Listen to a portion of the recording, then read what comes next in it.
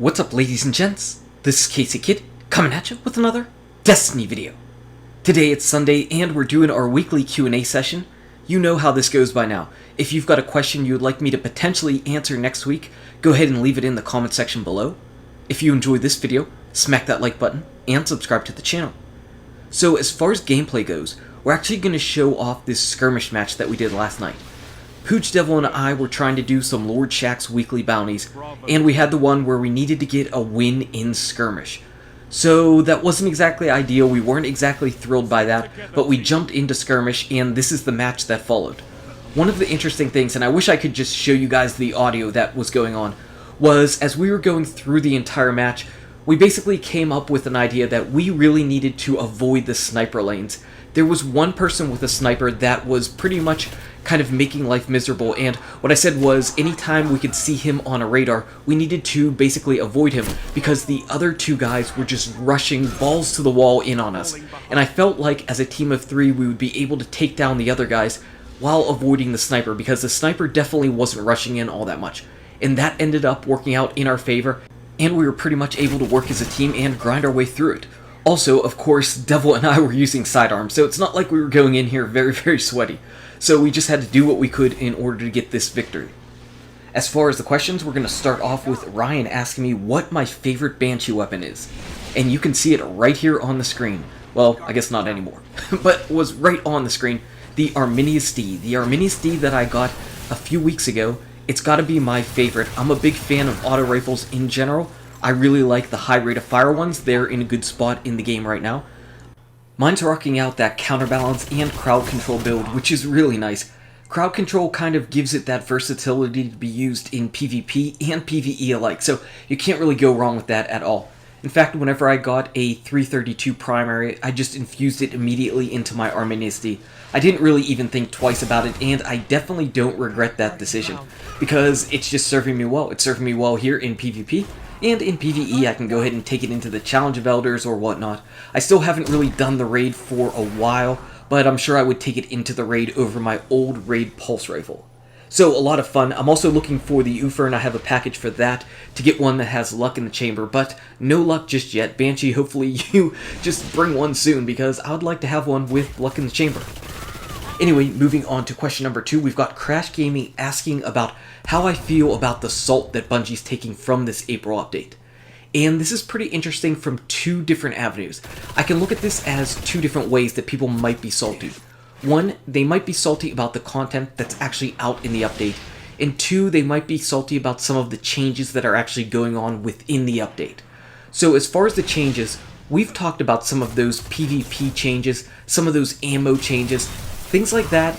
I can see people being a little bit salty about.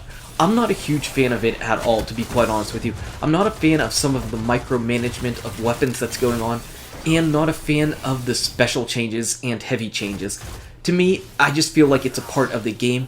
It's not necessarily a part of the sweaty game, but the people that are playing ultra competitively, they're pretty much making their own rules anyway, and anybody that's playing in a competition for Destiny is going to have a set of rules that they're going to follow by, so they don't really care if heavy spawns in every 5 minutes or whatnot, or if it's just once a match, because no matter what, heavy is never going to be picked up in competitive gameplay. And in Trials of Osiris, heavy was always only around for one round anyway, so to me some of the changes seem a little bit unnecessary. I don't like getting killed by machine guns and rockets as much as the next person, but they are a part of the game. I just wish that maybe Bungie wasn't micromanaging everything.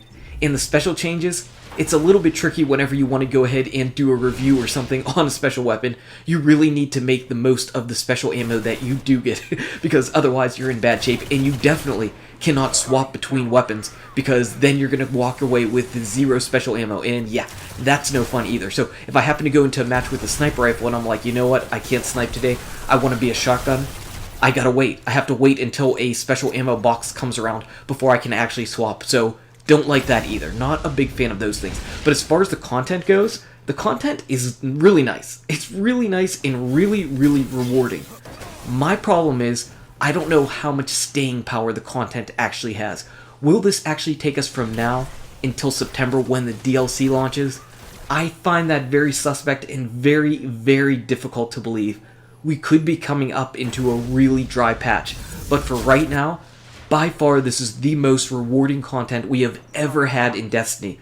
Literally anything that you want to do in the game could get you high-end gear that is basically end-game quality gear. So yeah, as far as the quality of content, the amount of stuff that you can do to get to the max light level, this is the best that Destiny has ever been, and I hope they continue with this in the future. Next up, we have Electric with our title question, asking what I would do if I was CEO of Bungie. So basically, we're just going to take this as what would I do to change Destiny if I had all the power in PvP and PvE. Let's stay on the PvP track right now. I think what I would do is stop screwing around with all the stuff in PvP, trying to micromanage it for that ultra competitive game mode. What I would do instead is do the one thing that those high-tiered PvP players want, and they want custom matches. Give them custom matches. Because if they can have custom matches and their own private matches that they can do on their own against each other, then you don't need to worry so much about tweaking the special ammo. Because they could set up their own rules for special ammo. They could set up their own rules for heavy. And it would only affect them in that particular game mode. Everybody else could play the game as it was previously. Obviously, there are some good and bad changes that Bungie has done in general to PvP. They're definitely working on making it more balanced.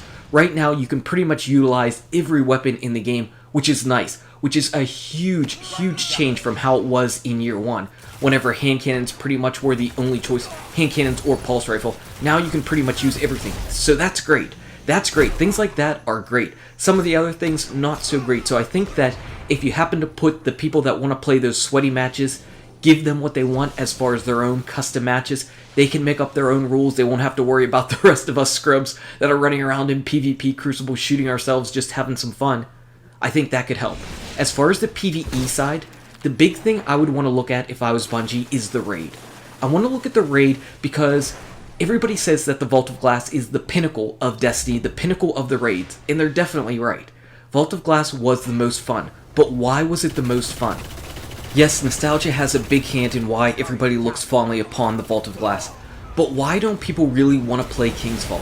I know I don't. I really never get that urge to just have to run in and play King's Fall, whereas with the Vault of Glass, I would make sure to do it 3 times a week whenever I started farming for the guns. We'd be able to run through it like no problem. It was so much fun. You felt like as you learned the raid and you learned everything about it, you were able to just absolutely dominate through that raid like Superman. You felt like you absolutely conquered the raid and were having so much fun with it. With the King's Fall, even whenever you know absolutely everything about the raid, it still doesn't feel that way. Because Bungie changed up the mechanics, they made all of the encounters extremely group-focused, which is nice, but the problem is with the way that they do the hard mode, with the permadeath.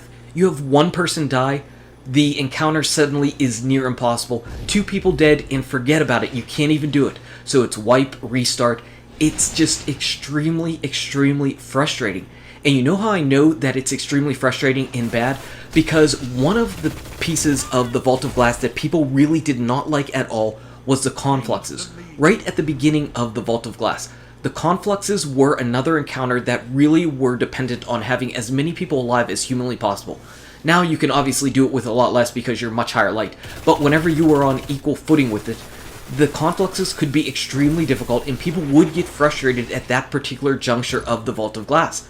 Well, now they took that particular aspect of raiding and they put it across the entirety of the King's Fall. So they took probably the worst part of the Vault of Glass and they made that be the way that you go about doing the entirety of their new raids.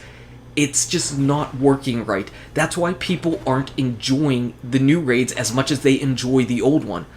Bungie just needs to take a look at this. They need to find out what was fun about raiding and what's not fun about raiding. I know they've got the analytics. I know they can see how many people jump in and do the raid and how many people just stop at orcs. Because there's just no reason, no fun to just sit there for an hour or 2 hours fighting through the bugs, hoping that your teammates stay alive, just hoping you don't get glitched out, period. Yeah, if I'm Bungie, I'm taking a look at that. This is the pinnacle of what makes Destiny better than any other game out there right now. The raids, these are their crown jewels. They need to make them the best. Moving on to the next question, talking about the raids, we've got Bubs asking if there's going to be a Cabal raid in the future. Boy, it sure seems like it. it sure seems like the Cabal are due for a raid, and that could definitely be interesting, and it could be extremely frustrating, especially if they continue on the same path that they are right now. Because man, can you imagine fighting some of those major Cabal enemies with shields? Those guys give people problems in general all the time. They're extremely difficult to get by, and man, in a raid with all the stakes on the line, it could be the most challenging raid we have ever had. And that's maybe a good and a bad thing, so that is pretty tricky. Finally, we have Mitch asking if I think they're going to bring out a big new DLC for Year 3 or just go into Destiny 2. So this is interesting. Obviously, I feel like a new DLC is coming in the fall. I feel like it's going to be a really big expansion. I don't know if they're going to consider that Year 3 or not. As far as timelines, boy, I guess it is. But it feels like you would want to start off Year 3 with Destiny 2. But I'm guessing if we've got this big DLC coming in the fall, that Destiny 2 is going to kick off sometime in the spring, maybe? So I don't know what Bungie's going to consider Year 3. If they're going by the timeline, it would seem like the DLC in the fall is ripe for that. Anyway, that's our Q&A. If you've got a question for next week, leave it in the comment section below. Smack that like button and subscribe to the channel. Check out these awesome videos. Good luck with your raids, your drops, your PvP, and I'll see you around in Destiny. Q&A Clock Management.